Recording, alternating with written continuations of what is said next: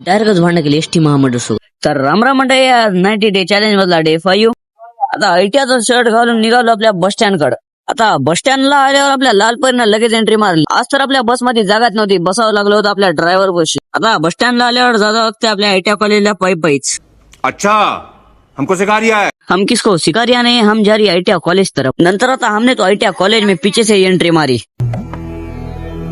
जिस राह पे तुम चल रहे हो बेटा, एक दिन पूरी तरह. नंतर आता आपले आईटीआई कॉलेज में मैंने मारा अच्छे से एंट्री. आईटीआई कॉलेज में क्या चल रहा है. टेक्नॉलॉजी कोणालाही जमत नसते, त्याच्यासाठी असं दाखवावं लागतं.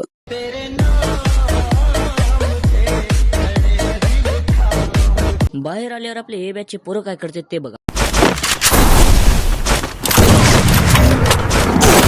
आता बस स्टँडला जाताना आपला मित्र भेटला, त्याच्यासोबतच आपण बस स्टँडला जातो. आता बस स्टँडला आल्यावर आपले इथं मित्र गर्दा करत होते, कारण की आपल्या गावात 2-3 दिवस झालं एसटी येत नव्हती.